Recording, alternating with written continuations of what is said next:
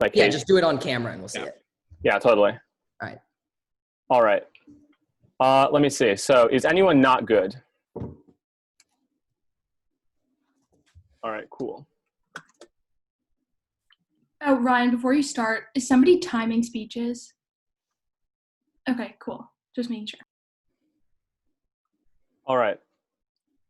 Assuming everyone's good, if anyone's not good, just say something now. And if I cut out at any point, just send something in chat or whatever. All right. Starting in 3, 2, 1. If the only way to save our opponent's life was to enslave me into perpetuity, we think that even if that would lead to net utility gain, because they're alive, it would be immoral to instrumentalize and coerce other people for the ends of others. We are going to prove 3 things on the government side in this debate. First of all, the compelling a priori moral obligation to leave Omelas. Secondarily, why you will always be better off elsewhere. Finally, on benefiting wider society. Before that, a brief model. We say that, broadly speaking, we're going to define this house as some individual, singular citizen living in Omelas. Doesn't matter how old they are, doesn't matter their familial status, doesn't matter the sort of job they work, the sort of life that they live. We're going to say that irrespective of your background, you as this individual citizen in Omelas will leave the city and never return. We imagine it is very likely that you will find some other sort of civilization or some other place to live and reside in, i.e., under our side of the house, you find a different place to live, which is, yes, less likely to be luxurious than Omelas, but also less likely to have the moral hazards that are inherent in what it means to live in Omelas. Briefly on framework, we're going to take a stance that this debate is not just a consequentialist debate. This debate is not just about net utility, but rather about moral obligations. If we can prove that you have a moral obligation to leave Omelas that supersedes any potential consequential objections, we think that's sufficient for us to win this debate. Let's move into argumentation. Firstly, we think it is fundamentally immoral to stay in Omelas. We think that, broadly speaking, if we can prove that there is a compelling obligation to leave Omelas that rises above any potential argument from the opposition side about happiness, we think we're going to win this debate. Why? Because we don't think that consequences should be the only metric by which we govern our actions. Let me give you an example. If a doctor had 5 patients that desperately needed an organ transplant and otherwise would die, and hypothetically they could kill some random person sitting in an operating room or sitting in the waiting room to save those 5 people's lives, we think that would be immoral, even if it might lead to on net better utility. So given that context, I think that it's reasonable to say that morality has much more to do than just consequences. Given that framework, we think there are 3 reasons, no thank you, there are 4 reasons why it is immoral to stay in Omelas. But before that, just one piece of framing here. We think that you need to adjudicate this debate from an individual perspective. Like, think about this from the perspective of one person and what their moral obligations are. Reason number 1, your happiness is derivative of exploitation, and you are complicit in that system of exploitation. Let me give you a sort of example of this. If you were living in the United States in the 1800s in the South, and you lived a very prosperous, lovely life because there were a bunch of slaves that were toiling day in and day out to give you the great quality of life that you enjoyed, we would say that is immoral, even if your life is very good. And obviously, I think just by intuition, everyone would agree that you have an obligation to leave that place and to move elsewhere, even if slavery still happens, because it is immoral to be complicit in that system of exploitation. The same thing is true here. In Omelas, your happiness, your prosperity, your well-being is all derivative and the product of the unbelievable pain and the immense suffering that this child endures. And insofar as you stay in Omelas, which you have to on their side of the house, you are complicit in that system of moral suffering. And so for the same reason it would be immoral to benefit from a system of slavery, it's immoral to stay in Omelas. Second reason as to why it is immoral to stay in Omelas. We say that this child has no capacity to consent to what has happened to them, because when you suffer the immense unbearable pain this child is, they have no capacity to agree to that, which means that what you are in effect doing then is coercing that child by staying in Omelas, because you are making a moral judgment that says, I am willing to prioritize my own well-being above your coercion, which we think is a moral wrong. Third reason why you have an obligation to leave, no thank you, to leave Omelas, is that we think, as I mentioned in my introduction, what Omelas in effect does is it instrumentalizes one person for the ends of others. We're going to take the Kantian stance that says it is always illegitimate to instrumentalize people. What does this mean? We say that, broadly speaking, it is immoral to use someone to benefit others, and the same reason that it might be immoral to, for instance, torture a terrorist to potentially benefit other people. Why is that the case? Because at a philosophical level, we don't think happiness has any moral value. All that happiness really is a bunch of chemicals in your brain that make you feel a particular way. That's fine, but there's no intrinsic moral value in that. Although pain, we would posit, does have moral value. You can look at, for example, fMRI scans that show the physiological effects of pain upon you. What does this mean? It means that happiness is not the most important moral claim, but rather when you use someone else to make yourself happy, that is immoral, because their pain is what is allowing you to be happy. We think instrumentalizing people is never acceptable. That's what happens under their side. Fourth and final reason, though, we say that even if you were to concede a utilitarian framework for this debate, it would be immoral to stay in Omelas. Why is that the case? Because the pleasure that you enjoy living in Omelas is incomparable to the magnitude of the suffering of this person, i.e., you might live a pretty happy and fulfilled life. But guess what? Over time, you come to expect that happiness. You come to expect that prosperity. You come to enjoy those things on a regular basis. So guess what? The prosperity, the happiness, all the luxuries of Omelas become normal to you. You become normalized to them, and they become your common day, which means that you might be happy in Omelas, but it's always the norm for you. But comparatively, the suffering of this child is immense. It is massive. So even on a consequentialist framework, it is immoral because your happiness is less in magnitude than the suffering of this child. Second argument, you have a better life elsewhere. Now, the info slide tells us that you have a happy life living in Omelas right now. But we would say that, first of all, this doesn't guarantee you always be happy in Omelas. But secondarily, you might potentially live an overall on-net happy life, but still have awful moments in your life. We think that, broadly speaking, living in Omelas makes you have a bad life for two reasons. Reason number one, it leads to massive guilt and regret. Because when you live in a city where you are aware, because you've been brought into that room, you have seen what that child is experiencing, you know that your happiness, your pleasure, the happiness of other people around you as well, is produced by what that child is going through. And so every second of every day, every second that you're enjoying a happy moment, every time you're with your friends and your family, every time you're going to see a great movie or watching your kids play a sports game, you know that your happiness and their happiness is the byproduct of that child's suffering. And this leads to immense psychological and emotional suffering because you know, and you will always know, that your happiness is the byproduct of that child's suffering. So on their side of the house, you live a life of constant guilt. On our side of the house, you ameliorate that guilt because you no longer feel that pressing sense of regret. But secondarily, we say that on their side of the house, there is a massive fear at all points in time that your happiness will dissipate. Because you understand, as per the info slide, if someone were to comfort this child, the mirage of Omelas disappears. So you know that at any given point in time, it is possible that Omelas could just destroy and disappear because it very well could fade. What this means, importantly, is that you always know that at any given point in time, your life could be ended, i.e. your happiness could be over, which gives you a constant feeling of paranoia because you know that at any point in life, your life could be stopped. Final argument, how does this benefit wider society? We think that, broadly speaking, when you leave Omelas, it creates a signaling effect for others. Because what you have signaled to other people is that it is immoral for you, and therefore for them, to stay in Omelas. This has two potential implications. Potential implication number one, it makes someone else leave Omelas. We think that this is a massive moral win. Being complicit in systems of oppression and in systems of coercion is never morally acceptable, and having other people engage in that action is a moral good in this debate. But secondly, we think there's a very good chance that at some point this could even lead someone to do something like comfort the child and bring a massive amount of utility to that child, which, as I've already explained, is necessary, given that it is always wrong to instrumentalize people. At the end of this debate, one thing should be clear. The obligation to leave Omelas is clear and compelling, and even if it wasn't, the practical benefits fall to our side, we propose. I'd like to thank the leader of the government for his eloquent remarks, and I now call upon the leader of the opposition to deliver the second constructive speech of the round, not to exceed 8 minutes with 30 seconds grace. You're here. Okay, well, just a quick off-time roadmap here. I'm going to be starting first with one issue I have with the weighing mechanism that's been proposed. Then I'm going to go into an observation for this debate. Then I will go into my opponent's flow and rebut the contentions we've heard. And then I will finish on my own flow with my own contentions. So with that, if my partner, my opponents, and the judges where do you want the observation flowed?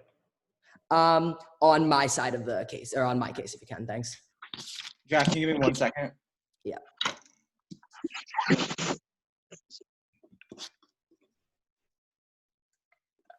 All right, go for it, Jack. Okay, then with that, I'll begin my time now. Okay, really quickly, so starting off with the weighing mechanism here, they've said that we should be weighing this debate on morality, on what is morally right. This is simply untrue. They give us this example of if a doctor could harvest an organ from someone to save another life, would the doctor do it? And the answer is no, but that's not what we're talking about here. We're talking about what the individual person is weighing on. If you ask the person who could get the organ what they should be weighing on, morality or their own life, the person would say their own life. We're not talking about the child, and we're not talking about society. We're talking about one individual person in this town, one individual person living in Omelas. And the question is, what does this individual Omelasian citizen value most? Morality, or the life they've been leading, the life they've been living? And in reality, we have to factor in everything. This citizen would count everything. They would count the impacts on themselves as well as the moral impacts. I think it's pretty outrageous to say that this random citizen would put aside every impact to themselves, put aside the massive tangible impacts that this decision would make on their own life and on their own family, and accept that they're going to do everything out of pure morality. There's no reason to believe that would happen. It's a pretty abusive weighing mechanism in that it's quite simply made with the sole benefit of cutting out the majority of our contentions, given that the majority of our contentions fall onto the benefit of the individual citizen. And for those reasons, again, we put forth what we think is a far fairer and more balanced weighing mechanism for this round, which is simply net benefit, factoring in both the moral obligations as well as the impacts on yourself of making this decision, considering if we look at this round, the impacts on yourself of making this decision are huge. And also, if we look at the contentions they ran a contention on benefit to society. Benefit to society isn't a moral contention. Benefit to society is a util contention flowing to net benefit. So you can see they even ran cases. They talked about how it could lead to a better world. So we can see they're even running into net benefit. They even left their own morality weighing mechanism. So it's really untrue that we should be there. Now, going into my observation really quickly, I just want to say, whether you walk away or not, this child stays in the same place in the same pain. Whether you walk away and go through that desert or not, whether you cede your place in the city or not, that child will still be in the same cell, in the same chains, in exactly the same degree of pain. Now, with that, I'm going to go into my opponent's case here for a minute. So their first contention is an a priori moral contention, which they think should go above everything. Again, first off, I've explained to you why we shouldn't weigh exclusively on morality, but even so, I'm going to rebut the 4 aspects of this contention. The first aspect is they say that it's fundamentally immoral to stay, and they talk about slavery in the South and say that if you were gaining happiness and gaining money from slaves, you'd have an obligation to leave. I would go farther. I'd say you don't have an obligation to leave if you're gaining money and happiness from slaves. You would have an obligation to free the slaves, because we all know slavery is wrong, but that's not what's being talked about here. Neither side is freeing the child from suffering. Neither side is freeing the slaves. So this point about slavery in the South and having a moral obligation to leave, if you were a slave owner owning hundreds of slaves, I don't think you have a moral obligation to leave and let your family or your society keep running the plantation and let the slaves keep working day in and day out. I think you'd have an obligation to free them, but that's not on the table. So that first point of the contention falls. Their second point is that the child can't consent. This is pretty irrelevant. You're not the one who forced the child into this situation without consent. You have no ability to free the child from this situation. So it's pretty irrelevant. In either world, our world, the status quo, or their world where you walk away, the child was forced into this without consent. In either world, they stay there without consent. It's status quo. Their third point is that it instrumentalizes one person, which is therefore illegitimate. One, we think this is very similar to the first point because slavery was instrumentalizing a group of people, but even so, I'll rebut it on its own. So their third point is that, again, you're instrumentalizing a group of people, so it's not fair. And again, I'd say the same thing is you can't stop it. Whether you go or stay, the same person is still being instrumentalized. It's still being done without their consent. It's still being done. There is no tangible positive impacts you can achieve. So again, that third point, which is basically the same as their first point of that first contention, also falls. And now moving into their fourth point of that contention, which is saying even if it's utilitarianism, what's going to happen is the people who are happy are going to adjust to it, but the sadness is actually going to be far more. And I have 3 ways to rebut this. Firstly, you actually won't quote unquote adjust to the happiness, as they said, or have highs and lows. If we read the resolution, it says that they are quote perfectly happy and fulfilled, and that there is quote no sorrow of any kind. So to assume that their happiness would tamper off when they are quote perfectly happy is really untrue. Their happiness would stay at maximum level. But actually what we would see is that same tampering as you got used to it would happen to the child. The child would get used to the suffering. The suffering would begin to decrease in terms of its intensity as it adjusted. So that point they made actually then turns to our side. And then finally, when they're talking about net benefit, you have to factor in, we're not talking about the one person versus the one child. We're talking about a city of thousands, hundreds of thousands, maybe millions versus the one child. So their point that pain is greater than the joy, so utilitarian flows to them, isn't true. The pain is actually going to be less than the joy, not to mention the fact that the joy is being applied to millions, whereas the pain is only going to one person. So util there flows to us. So all 4 of those points fall, and you can now consider that a priori moral contention dropped. Now, moving into their second contention, that you're always better off elsewhere. I have a lot to get through, but I'll take it if I have time. That you're always better off elsewhere. They say that you won't always be happy, and they talk, which I've already rebutted, you will always be happy, you are perfectly happy, and there is no sorrow of any kind. Those are quoted directly from the resolution. But more so, they talk about how you'll have this massive guilt. That point actually turns to our side. I'm going to get into it in our contentions, but you are perfectly happy with no sorrow of any kind.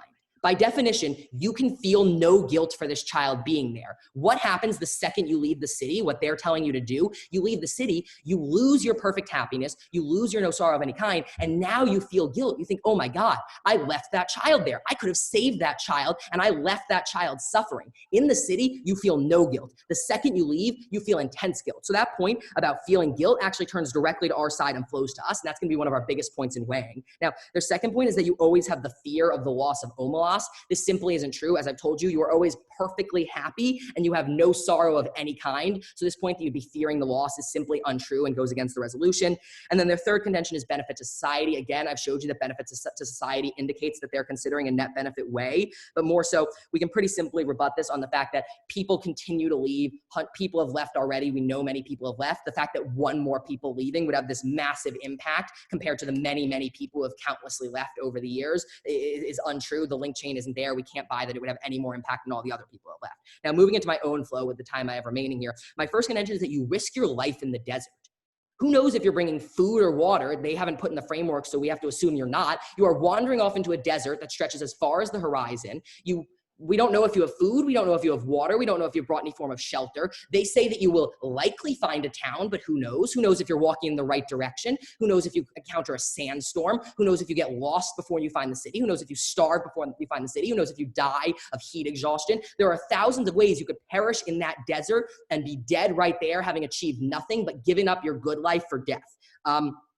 Our second contention is that you currently have a very good life. You have a family, you have friends, and you have a job in Omelas. You live a life with total and complete happiness, unlimited crops, no crime, and no disease. What you're gonna do is wander off into the desert where you could potentially die.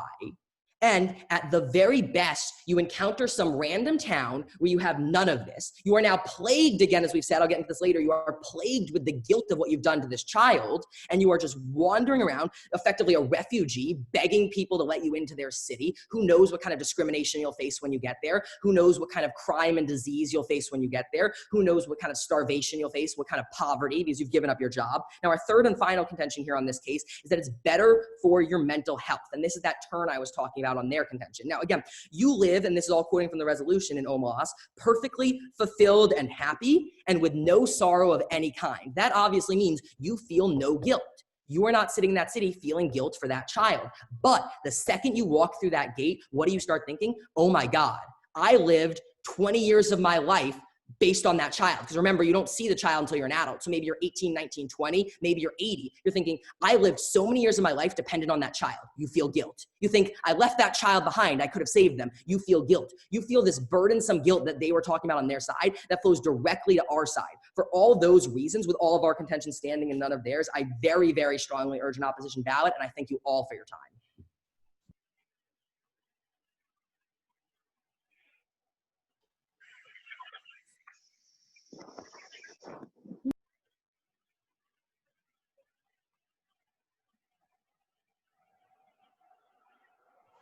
I thank the Leader of the Opposition for his eloquent remarks, and I now call upon the Member of Government to deliver the third constructive speech of the round, not to exceed 8 minutes with 30 seconds grace. Hear, hear. Okay, so I'm going to assume that everyone can hear me well, and if you can't, just say something, and I'm assuming everyone's ready. With that, I will start my speech. Okay, so during this speech, I'm going to address a lot of the opponent's attacks on our case, and then I'm going to move into their contentions and show why they aren't really as important as my opponents would have you believe. Now, the first thing we'd like to address is the point of sorrow in this round, and that even though you might feel, no sorrow, which is defined by the dictionary is a feeling of disappointment as caused from loss. So just because you don't have sorrow, like because you're never going to be upset if your loved ones die, doesn't mean you can't feel things like stress, doesn't mean you can't feel things like anxiety, doesn't mean you can't still behave rationally as a person and see, oh, my entire society is perched on the idea that we keep this one child in the basement. That's pretty precarious of a situation to be in. You can still rationally evaluate that from risk to benefits to yourself and feel some amount of angst, even if we're removing this amount of sorrow and from somebody's lives. There's still a range of other emotions that people could experience. Point of information? Well, still being, you know, generally happy in the most general sense of the word. No, I won't take your point of information right now. So, okay, so diving into my opponent's contentions, the most important one that they seem to be latching onto for most of the point is that, you know, since we're not affecting the situation, it doesn't really matter what we do. And this seems to be like it seems to miss a lot of the analysis, because I would argue that, first of all, you are affecting the situation, because the city of Omelas is now a city that has one less person dependent on the suffering of a child for their prosperity. So, not right now. So what this means is that, like, okay, in a city that has millions of people, your impact might not be that visible, but it still exists. If we're talking about maybe like enough people have left the city that now it's a town of Omelas and there's only 30 people dependent on the suffering of one person, the impact and the ability to see the fact that every time you have someone leave the city, you get closer to the point where that child could eventually be freed, and the child no longer has to have this immense amount of suffering because there's nobody left in the city to prosper from it. Just because the ethical impact or the impact on the child is not visible to my opponents doesn't mean it doesn't exist. Second of all, even if we're assuming that this kind of mass exodus of Omelas isn't going to happen in this person's lifetime and the child would still be suffering, that's not a justification for committing a moral harm. Saying other people are committing a moral harm so it doesn't matter that I do it as well I don't think there's any ethical framework where they're saying that's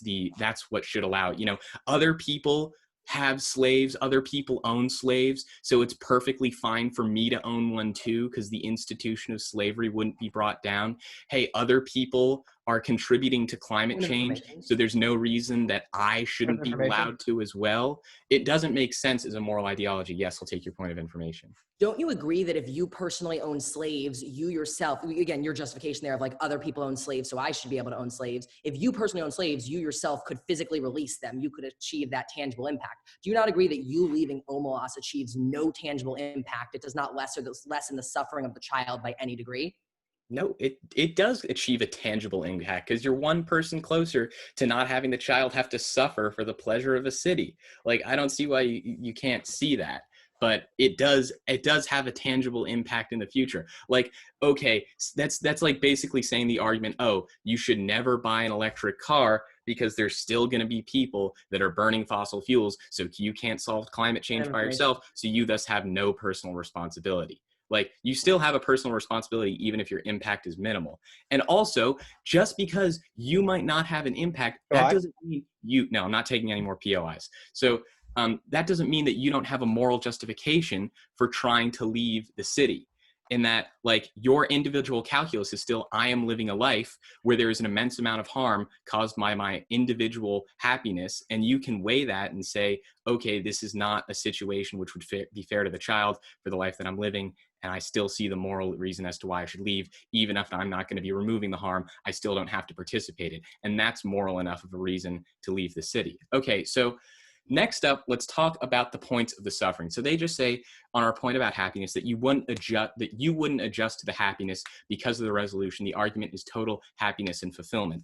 And so it might be true that you might see the kind of happiness and you might feel the kind of happiness for most of your life. It doesn't mean you can't get used to it. Like, humans have this ability to inherently normalize things, especially like when we look at arguments about, like, after we see studies where after a certain amount of money that you have in your income, you don't get any more happier. So even if you have reached this certain level of fulfillment, it doesn't mean this certain level of fulfillment isn't something you eventually adjust to.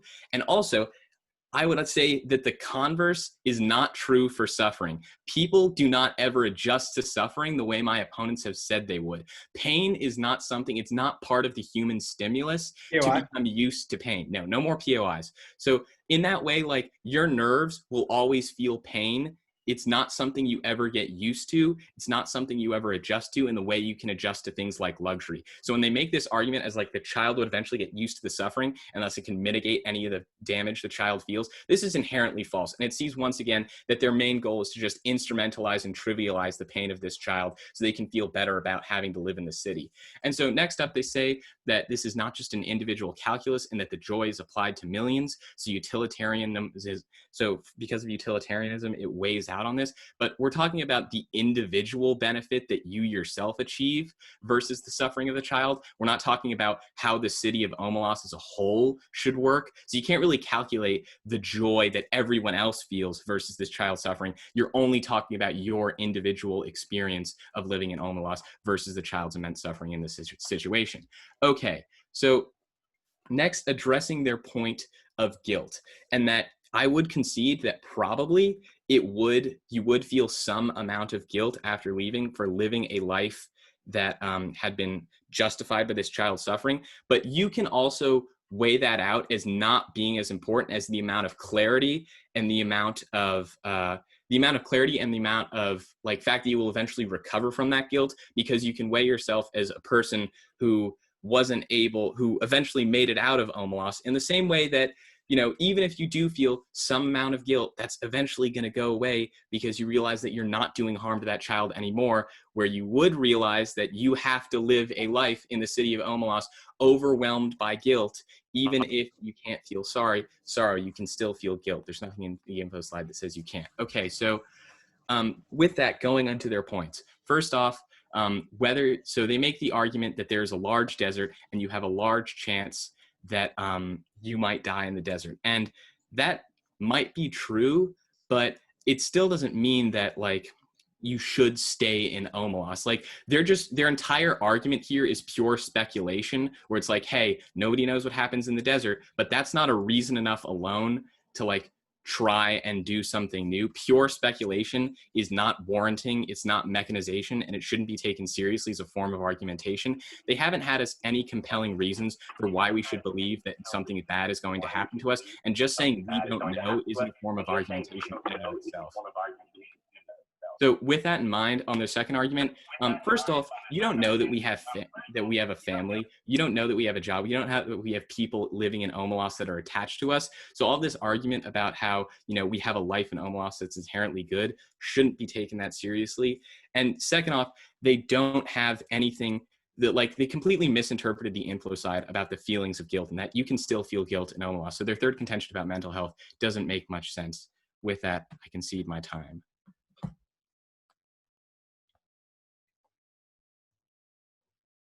Sorry, let me just finish up slowly. I'd like to thank the member of government for his eloquent remarks, and now call upon the member of the opposition to deliver the fourth and final constructive speech of the round, also not to exceed 8 minutes and 30 seconds grace. Hear, hear. I'm going to start with a brief off-time roadmap. I'm going to start off by talking about some definition stuff, more having to do with what the topic is actually talking about. Then I'm going to go through my case, and then I will go through my opponent's case, and Jack will weigh in his final speech. Opponents ready? Maybe like a thumbs up or something. I can't see you guys, but I assume you're ready. Yep, you're good. Let me like move it so I can see Ryan. Ryan, I can't see you, so if you have a POI, can you just put POI in the chat? Sure, yeah. I can see Oliver though, so like Oliver can just raise his hand. Okay, Jack, you ready?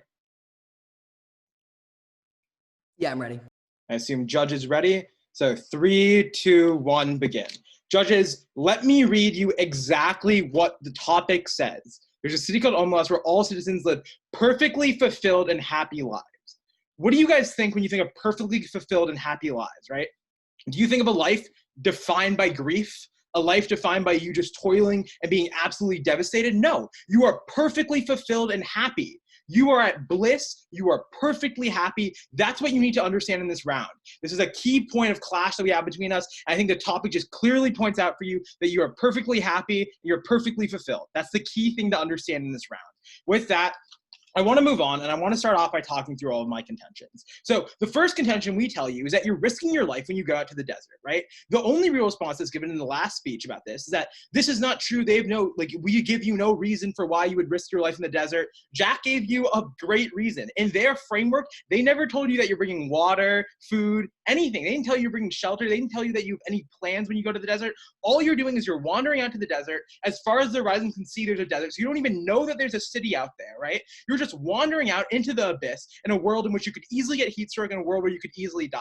We give you reasons for why it's more likely that you're going to die in the desert than find another place, because as we've told you, when you look out to the horizon, all you see is desert. You've never seen a city. You only have about 2 days, because after 2 days, you're going to die because you have no water to drink, right? Because they never told you that you have water or food or anything like that, right? So the key thing to understand is that if you can't find another place to live in 2 days, then you just auto die. But there's a second part of this contention that also flows to our side, which is that even if you can find this other city, right? Even in this astronomically small chance that you actually in these 2 days end up finding a city to live in, that's not actually going to end up helping you, because you are a refugee who has shown that they're already hostile to the ideas of a major city. So why would these cities want to welcome you in? Why would this city want to welcome you in? And the key thing to understand too is, what if the city is xenophobic? What if the city is racist towards the people of your city? What if all of this stuff is existing? You might put yourself into a life of persecution. And this leads me to talk about the weighing mechanism for a second, right? My opponent goes up during the last speech and says, we should really care about what is morally right, and we should care about what is impacting this individual who we're talking about as the House, right? The key thing to understand is that if they've already said that the individual ought to care about about the child, right? They ought to care about this person living in the city. Why do they not care about the other people living in the city too, right? It only makes logical sense if they're already caring about this child, right? Why are they also not caring about the other citizens living inside the city? I would tell you that they actually should care more about those citizens than the child, because they have lived with those citizens their whole lives. They have seen this child once when they turn to adulthood, but they have lived with all these citizens in their city throughout their whole life. Therefore, it only makes logical sense that they would care more about those people than caring about the child who they've only met once, right? And our opponent goes up there, right, and they say that they really give this really weird argument about why we shouldn't have a utilitarian weighing system, right? Because they do tell you that we should care about the individual and what is right for the individual, right? And we give you logical reasoning that why the individual themselves would care the most about other citizens and would care about that a lot, right? And also, as my partner pointed out, and we never really got a strong response to, their third contention directly is going into a utilitarian framework, because they're talking about the messages it sends to other citizens, right? They clearly are trying to take the utilitarian points when they can, and then taking it out as the weighing mechanism to just make it easier for them to lose the round. They are basically turning what this round should actually be about, and we're telling you, for the fairness of debate, you should be viewing this as a utilitarian framework. Nevertheless, Jack is going to tell you how we win under both weighing mechanisms here, but we should just win up front, because we clearly win if you take this as a utilitarian framework at this point of the round. So the next contention that we tell you about is we tell you that you're currently living a great life inside the city of Omelas, right? And I tell you again, the citizens live perfectly happy and fulfilled lives without any sorrow of any kind, right? This is the key thing to understand here. You have a great life right now. Let's read this again.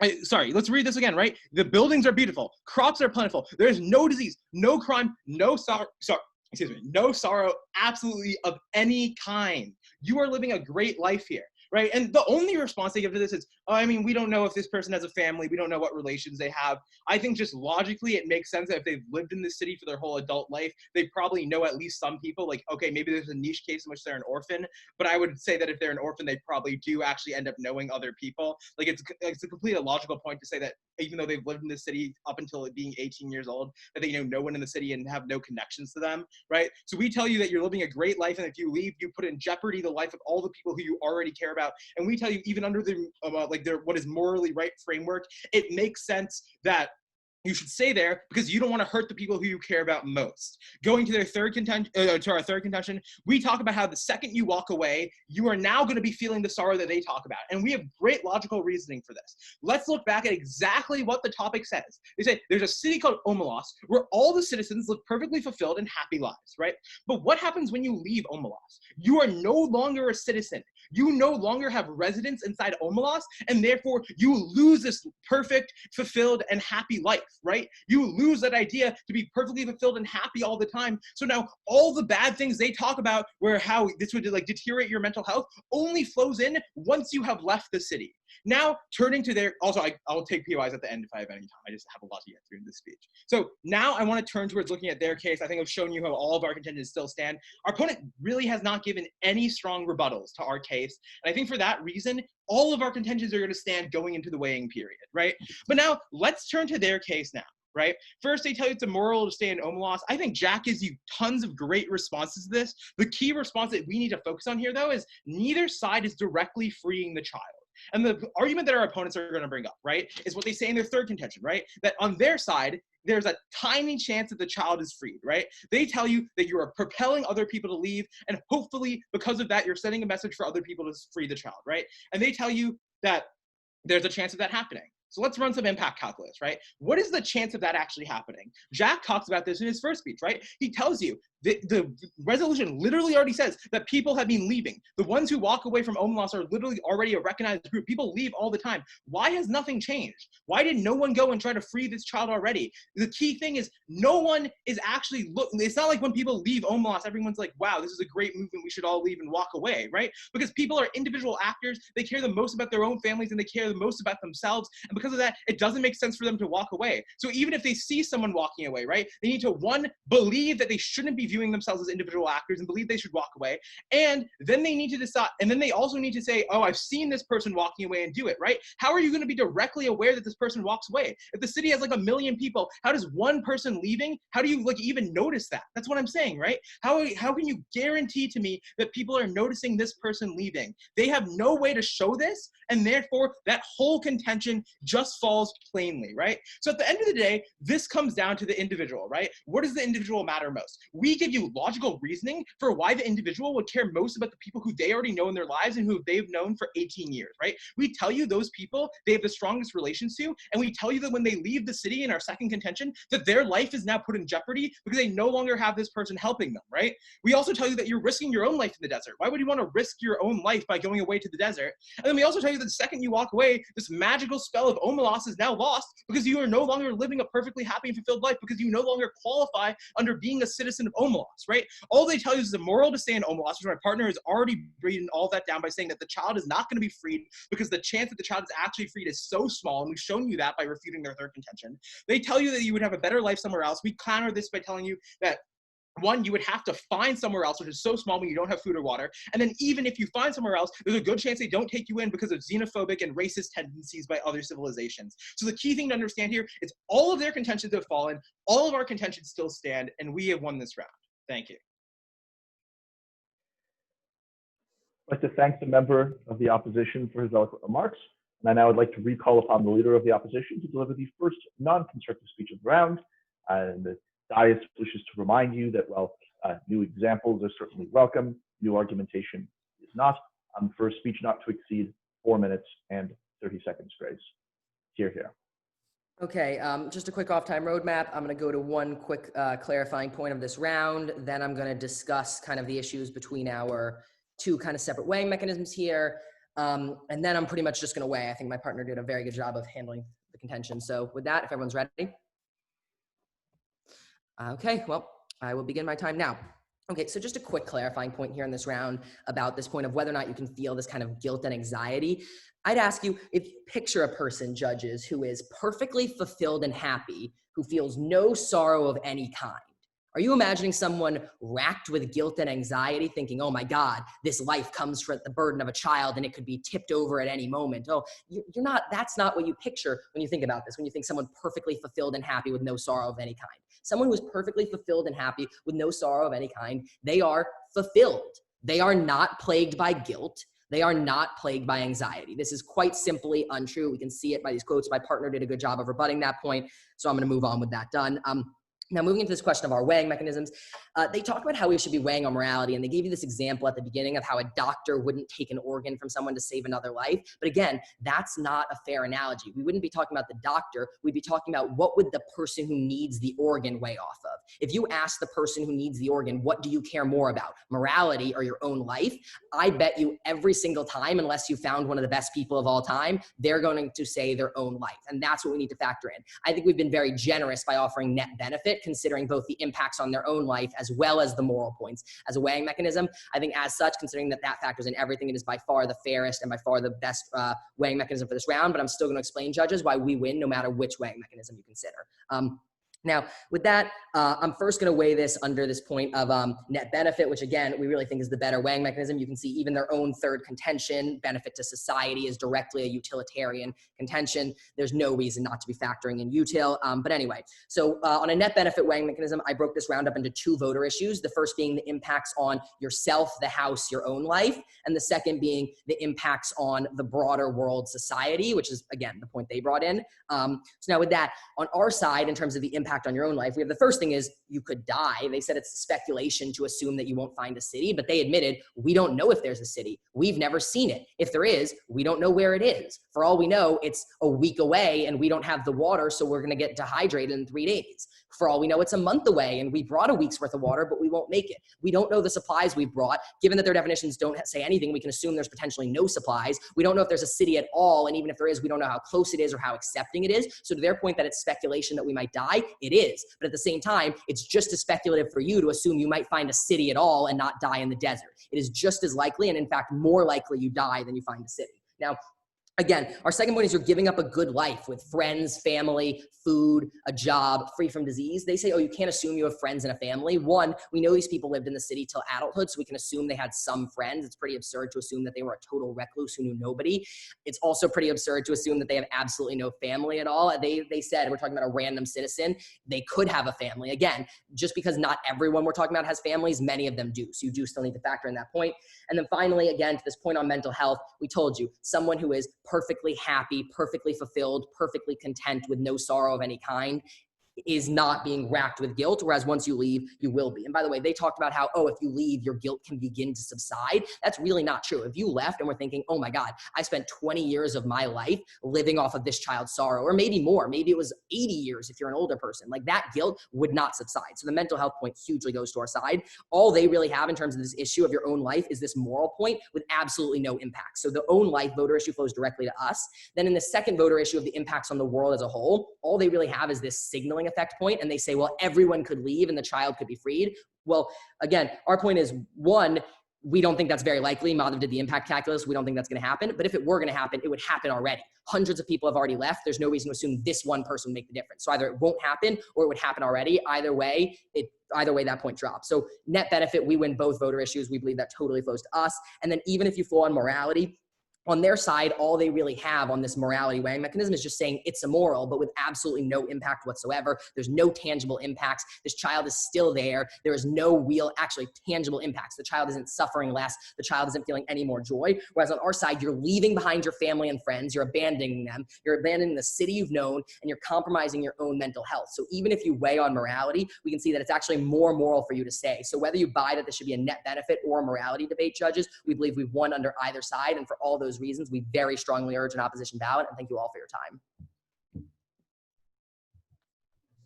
I'd like to thank the leader of the opposition for his concluding remarks, and I now recall upon the Prime Minister to deliver the final speech of the round. Same warning applies against the LLR, and you have 5 minutes with 30 seconds grace. Here. All right. Let me just set this up here.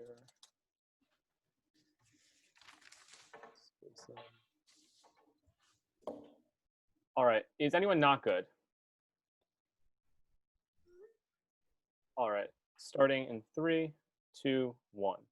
Quoting the info slide does not constitute an argument, and it definitely doesn't constitute a reason to vote for the opposition side in this debate. I'm going to be talking about 3 things in this speech. Firstly, some direct refutation of the member of opposition, and then crystallizing this debate into 3 major points of clash. Firstly, 3 extraneous pieces of refutation that don't quite fit in anywhere else. First of all, they say that you're going to be venturing out into the desert under our side of the house with no food, no water, no shelter, no chance of survival. Like, okay, guys, I'm sorry I forgot to mention in our model that you take the most basic precautions possible in venturing out into the desert. I guess we lose the debate right there. More seriously, I think it's plausible to say that you're not going to do this with absolutely 0 precautions whatsoever. And even if you do, I'm going to prove in our first point of clash why we still win the debate, even if you die in the desert under our side. Secondly, they make a really odd claim. They say you should care more about the people in your city than the child suffering because you only see the child once, but you see all these other people all the time. Let's take the slave owner example again here. If you are a white man in the year 1800, should you care more about all the other white people that benefit from slavery that you see all the time in your daily life, or should you care more about the slaves that you see once per year when you go to visit the cotton fields? Obviously, we should care more about the people that are suffering the most, so this claim just doesn't make sense based upon that intuition pump. Finally, on framework, to quote my Prime Minister constructive speech, this debate is not only about net benefits, it can encompass a degree of net benefits, but what they never respond to is our analysis that consequences aren't everything. Sure, consequences are a component of morality, but it is not the only component of morality, and insofar as they never respond to the meat of our framework that suggests that consequences are definitionally less important than the issue of moral imperative, I think they just misunderstand the framing of this debate. Given that context, I'm going to look at 3 areas of clash. Firstly, what is the framework for this debate? Secondly, what happens if we assume that you get the absolute most perfect life in Omelas? And finally, more plausibly, why life in Omelas is quite bad and who wins under that clash. Let's start on framework. I think it's important to note that both teams in this debate, contrary to what the opposition side seems to think, agrees that net benefits is a part of this debate. It's not the only part of this debate, because our claim is if you could do something that would increase net benefits but was awfully immoral, you shouldn't do it. They don't really respond to this argument. They say, well, if you were the person that needed an organ, you would think that this is fair. This just doesn't strike me as true. I think if like a doctor told you, you need an organ to survive, the best way that we can do that is to kill the person sitting right next to you. Here's a knife, go stab him right now. Most people wouldn't do that. So that argument doesn't make that much sense. But even if you disagree with that particular example, just by intuition, it makes a lot of sense. There are lots of actions that are awful that we should never do, even if it might increase net benefits, right? There are a whole bunch of like intuition pumps of this. I think it's reasonable to say this debate does include some degree of moral justification. Secondly now, given that context, let's talk about what happens if you assume the opposition's argument, which is that you have a perfect life in Omelas. I'm going to explain in the final point of clash why that's probably not likely, but let's assume that you have the absolute best possible life. What's important to note is that the claim that we made in our first speech, and our first argument more specifically, is that our case is just operating on a higher plane of morality than their case. I'm just going to momentarily concede everything we hear from the opposition bench. Let's assume your prospects of survival are somewhat uncertain on our side of the house. Let's assume you leave your family. Let's assume you leave your job. Let's assume that you have a worse life under our side of the house.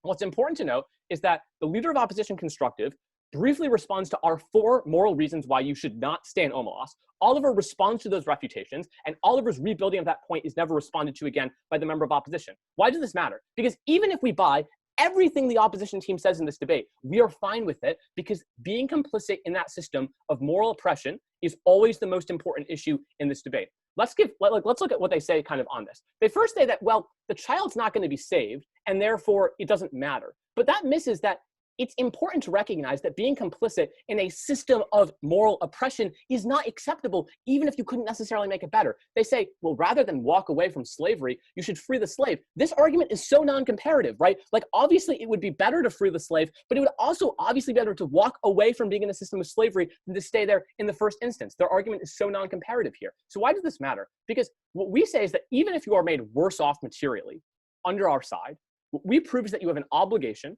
that supersedes any question of how good your life is to not stay in Omelas. And those are the 4 reasons that we gave you that I'll briefly list now. First of all, we talked to you about the issue of being complicit in a system of exploitation, not adequately dealt with under their side. Secondly, we talked about agency, that you are effectively coercing and instrumentalizing this person. Thirdly, on instrumentalization, that happiness is not a moral, intrinsically valuable good, but rather is conditioned, and insofar as that is true, it's most important to not instrumentalize other people. And finally, that the magnitude of this child's suffering is always greater than your pleasure. So given those 4 reasons, the moral obligation to not stay in Omelas is just so overtly compelling that even if we concede literally the entirety of the opposition case, we're fine with it because being complicit in that system is the most important question. Finally, life in Omelas. Their argument here just comes down to repeating the info slide. But what we give you is 3 reasons why happiness, or the life in Omelas, is not absolutely happy. First of all, Oliver tells you that humans experience a lot more emotions than being fulfilled, happy, or not sorrowful. They experience a whole range of emotions that happen on both sides in this debate. Secondly, what we tell you in Prime Minister Constructive is that you might live a happy life and fulfilled now, but that could change in the future. But finally, it's also important to know that you can still experience negative emotions even if your overall life is happy. So why does this matter? Because under our side of the house, we get a much better long-term outcome. Sure, maybe the first 6 months out in the desert, you feel guilty because you didn't free them. But as Oliver tells you, this is non-comparative. In the long run, you ameliorate that guilt. You no longer have the constant paranoia that your life will disappear. Life is better outside of Omelas, we propose. Thank the Prime Minister for his remarks, and I'd like to thank both teams for a scintillating round. With that, I'm going to ask each judge to come to a decision, and you can just private message me your decision, and then I will collate, and we can announce that decision here as soon as we have it. So I would just hang out for that and expect some explanation from the judges when we're ready.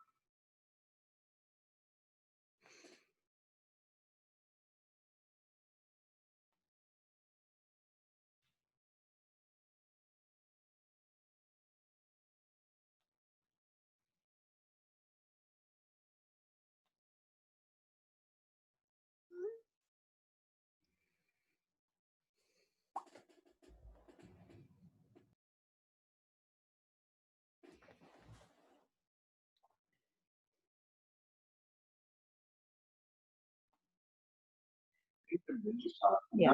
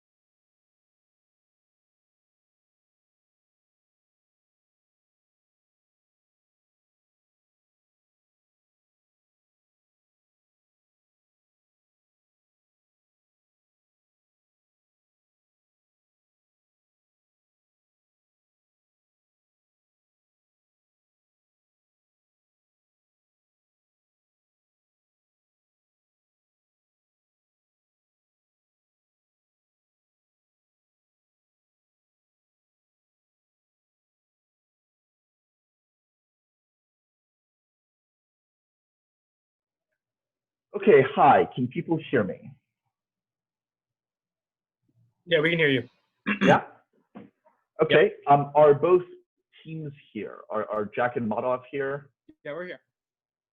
Okay, I see Madhav, I see Jack, I see Ryan. Is Oliver around? Oliver is here. Okay, very good. So congratulations to both teams for making it to finals. I thought this was an interesting topic. I think it's a sort of deep debate. It ended up being a split decision. It's a 3-2 in favor of the opposition. I'm a member of the two, so I'm going to deliver an RFD first, and then I'll hand it off to some of the people on op to deliver the op RFD. And then Ariel, who is squirreling with me, can pipe in when I finish my RFD. So I have a number of very large problems with this round that I think are not convincingly answered by either side. I never get an answer to the question as to whether individuals care about being moral actors. I never get an answer to the question as to whether individuals care about pragmatically what happens to them. And I don't get any comparative analysis between whether an individual would rather do a moral action or rather do a utilitarianly correct action. I get a lot of sort of claiming about, hey, like it sort of takes the level of a framework level debate, which I think is sort of odd given a lot of the personal psychology arguments that I get out of the TMC with regard to sort of how we respond to happiness and how we respond to suffering. In my RFD, I was trying to find warranted claims on which to sort of base decisions. And I think that there are a couple of claims that sort of ring pretty true. I'm pretty convinced that when you leave the city, there is a very high chance that you die or suffer great sort of physical pain. I think that there's a lot of, I think that like chances are probabilistically that's true. I think that even if you bring a lot of supplies, there are still reasonable warrants presented by op as to how that's not true. So I'm reasonably convinced there's some sort of massive physical harm that comes to you if you leave. However, I'm also convinced that you can still feel sort of guilty while being in the city, just by virtue of you being a rational actor and just by virtue of the fact that you can have no sorrow and you can be happy while also understanding sort of where the happiness comes from and perhaps understanding a level of that guilt. So that's sort of where I'm left. And this is where any sort of analysis as to how individuals care about morality as opposed to pragmatic outcomes, it then becomes very easy to make the round sort of one or the other. The problem I found for op is I don't get any refutations to the warrant level claims from Ryan's PMC.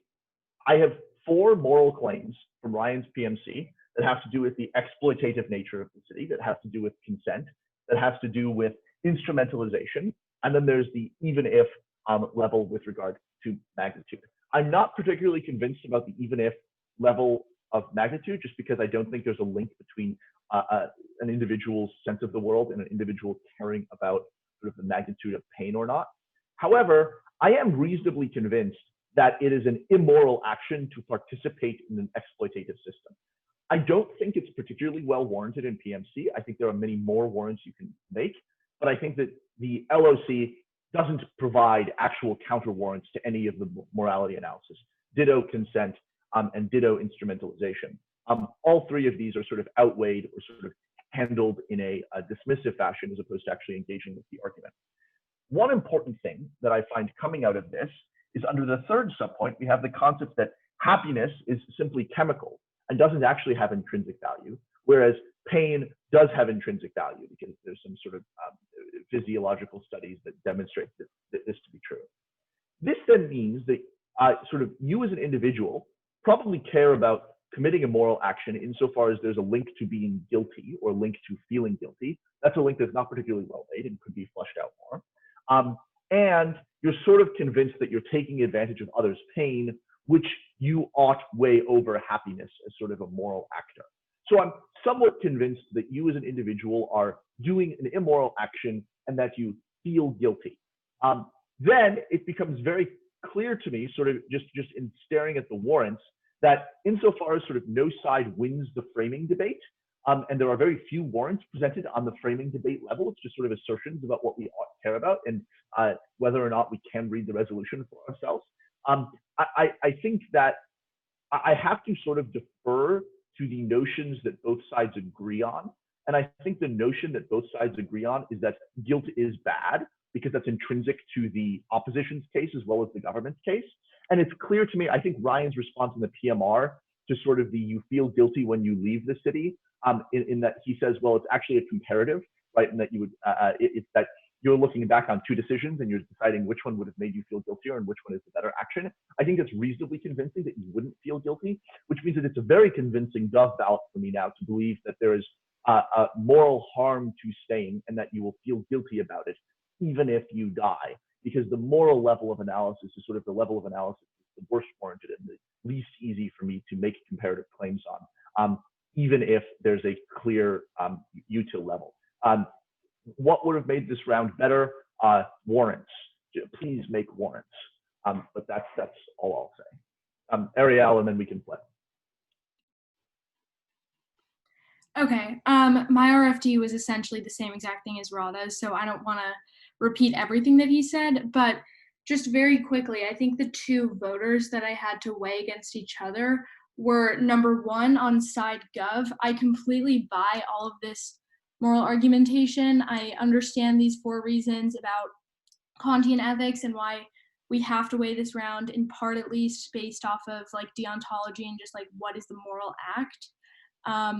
Like Rada said, I just didn't really think that those were responded to sufficiently, and so I accepted all of those to be true.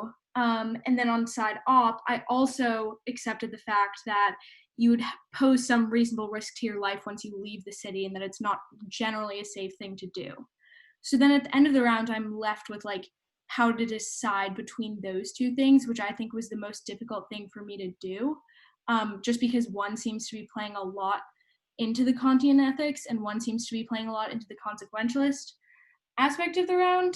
And so how I made that decision was just by going back to the one place in the round where I really thought that I got like some analysis about why it's important to do moral things as opposed to only consequentialist things, and that was what Ryan said in his PMR.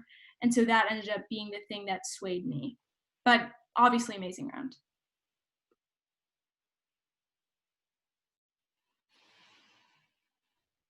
So I was one of the 3 who voted for opposition. And I think, just a quick note on the round, I pretty much completely agree with Ariel and Rada. The big difference, or the biggest difference of why I voted differently, is how I weighed the end results, because as Rada was saying, I didn't really receive enough warranting to understand why morality is really, or what the weight of morality takes on this person, and why we should see that as the primary way of the round. So I ended up using the frame of what is best for the individual. And the biggest questions throughout the debate for me was, does morality matter to the individual, and does individual action matter? To me, these questions were thrown around a lot, and I didn't really receive a secure answer. I think we saw that morality does matter to the individual in the sense of guilt and shame and fear. So as brought up by government, they discussed the feeling of guilt in the fact that they would be living in a perfect society while someone was experiencing the most intense form of suffering, and the fear of the person possibly being released and all of the happiness that they have being taken away from them and those who they loved. I bought that that was feasible under the framework as discussed in Oliver's speech. The sadness may not be achievable, but other emotions are achievable in this perfect society. But at the same time, this actually moves into the next part of the debate, which is what would happen outside of the city. I took it that whatever happened, any statements that you guys made about what happens outside of the city is purely spec. We don't know what happens outside of the city. We don't know if there's a city. We don't know if they're going to be, the individual is going to be forced into like one of the utmost lives of just misery. We really don't know. And even though like ideas were thrown around, I had to think about, if I were the individual actor, what would be the most like pressing concerns to me, and that to me led me towards the negatives. So hearing Madhav, hearing Jack's points about how you could possibly die, you could live in misery, you could become a refugee, you could hurt the people and family that left you, I had to buy into that. And I don't think that necessarily could, or that did end up causing opposition to win the round for me. But I don't think that necessarily had to happen. What I needed to hear from government against that point is why the guilt, why the fear, and why just the moral way that living in a society that is just living off of this one person's misery, why that is not, why that leaving that matters more than the possible pain and suffering that you might experience once you get out of the city. And to me, I just didn't hear enough on that, so I voted for all.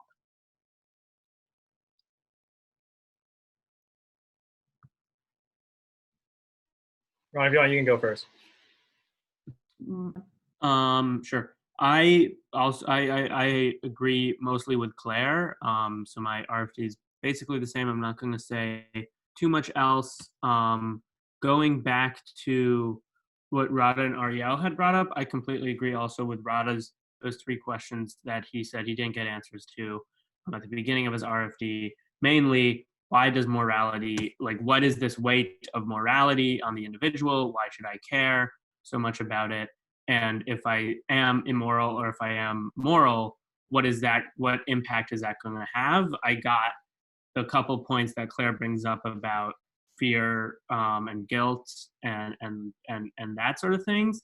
But because I didn't really get those answers to that questions, I had to sort of go back to what's going to benefit yourself. And I also didn't buy much of the societal benefits, the ones that Gov brings up with being able to, have someone comfort the child, or being able to have more people walk away because this has been going on for years and years, as Op brings up, and nothing's happened, so why should something happen now if you're just an ordinary person that is not distinguishable from the other people who've walked away? Then I said, okay, how do you benefit yourself? And the risks that Op brings up of leaving, potentially dying, not knowing what's going to happen, to me that sort of outweighed the potential moral, the fact that you won't be burdened by this guilt of living in the city. So yeah, and Michael. Sure, yeah. And I just want to start off saying, this was an absolutely fantastic round. I was the last to decide, and it took me quite a while. So I think, this decision could have easily been 3-2. It could have easily been anything else. So on that note, I, in a sense, have a lot in common with what everyone said so far. For me, of course, the round broke down into morality and then util. And I thought that basically, I completely agree. I completely believe that Gov's point about a substantial moral obligation. But I think that Gov did a absolutely fantastic job of severing that from any real impacts. Right? For example, I can believe that there's little to no moral burden on the individual because they don't feel that, they don't feel like a real sorrow. And as I think Madhav said, it basically is a blissful state, right? They don't actually, with the morality, I think at the end of the day, it needs to actually flow into real impacts. Otherwise, I think this is basically kind of the question Radha was saying, what Ron echoed. Otherwise, it's not clear to me why exactly I need to vote for morality, right? I think that Gov tried to offer real impacts to it in their first speech about, a signaling effect for others, perhaps a better life elsewhere. But I think even from the first rebuttal speech from Op, the constructive speech from Op, that they did a great job of talking about how people have left before, clearly that hasn't really done much. And a point like that basically showed to me that us leaving is contributing to a long-term process perhaps of this town gradually going to ruins, but it is too insignificant for me to weigh heavily. It is really hard for me to believe that the Gov leaving would actually get us to that point, right? It is just at the end of the day, just one person. On the point about guilt, I also believe that even if there were the range of emotions, the feelings associated with guilt and sorrow, I ultimately thought it was a really insignificant amount. And I completely bought what Op was saying about, exactly how the emotion says it, the really blissful life, happy life. It's hard for me to believe that, there's a real significant burden on the individual actor there. I think ultimately this debate was really just both sides trying to jab at the strengths of the other. I think that Gov did a great job. I think that Op did a great job of severing, as I said, that connection between Gov's moral obligation and then Gov's actual impacts. And then I thought that Op definitely the attempt to talk about other friends and family as a means of it's usually flawed to impose your own morals on other people and to ruin their lives if they think something should be the way it is. I didn't ultimately end up buying that because I think that in this situation it is truly objectively immoral to basically chain that child, to trap that child. So I didn't buy that attempt to counter Gov's strengths on the morality side. But even with that, I still arrived at my final decision that despite the huge advantage in terms of moral obligations on the Gov side, Op did a great job of cutting that off from actual tangible impacts, and they had great impacts on their side. But yeah. Thank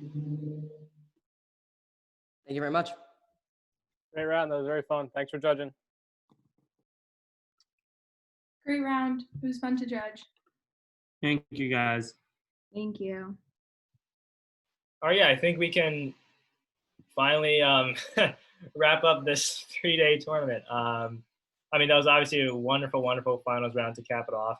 I've obviously recorded it all, so I will see where we want to just put that, or how we want to distribute that. But yeah, absolutely fantastic round. Are there any final thoughts or questions?